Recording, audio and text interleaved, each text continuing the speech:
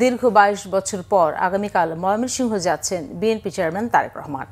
এ নিয়ে উৎসাহ উদ্দীপনায় ভাসছে নেতাকর্মীরা। ব্যাপক প্রস্তুতি ময়মনসিংহ উত্তর, দক্ষিণ জেলা ও মহানগর বিএনপির। সার্কিট হাউস মাঠের জনসভা স্থল পরিদর্শন করেছেন কেন্দ্রীয় ও স্থানীয় নেতারা। ময়মনসিংহ থেকে অমিত রায়ের তথ্য ছবিতে বিস্তারিত।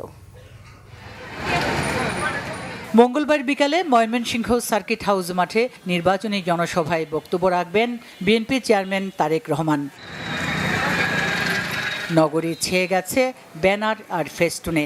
জনসভা স্থল ঘুরে সন্তুষ্ট কেন্দ্রীয় ও স্থানীয় নেতারা। স্থানীয় নেতাকর্মীদের মাঝে ব্যাপক উদ্দীপনা।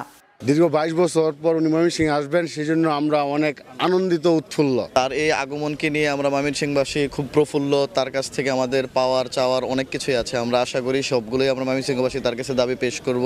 লক্ষ কোটি জনতা আজকে বরণ করার জন্য উদ্গ্রীব হয়ে আছে। ময়মনসিংহ বিভাগের সাধারণ মানুষ থেকে শুরু করে ভোটার। আমাদের 24টা আসনের প্রার্থীরা এখানে থাকবে এবং তাদেরকে আমাদের চেয়ারম্যান মহোদয় পরিচয় করিয়ে দিবেন এবং 24টা আসন থেকেই বিপুল সংখ্যক নেতাকর্মী এবং জনগণ এই সভায় অংশগ্রহণ করবে।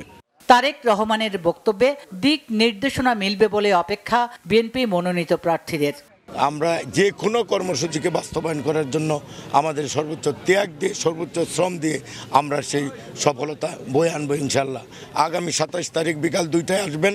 আমরা মনে করি এই মাঠ কানায় কানায় পূর্ণ হয়ে অতীতের সমস্ত রেকর্ড ভঙ্গ করবে ইনশাআল্লাহ।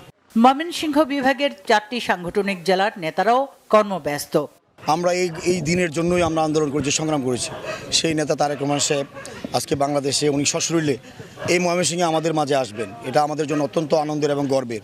আমরা ইতিমধ্যে বিভাগীয় সাংগঠনিক টিম, আমাদের সকল জেলাকে নিয়ে, অঙ্গ সংগঠনকে নিয়ে আমরা ইতিমধ্যেই আমাদের প্রস্তুতি মিটিং সহ আমাদের সকল কার্যক্রম শুরু করেছি। তারেক রহমানের বক্তব্য শোনার অপেক্ষায় দলীয় নেতাকর্মীর বাইরে সাধারণ মানুষও। Bangla vision news desk.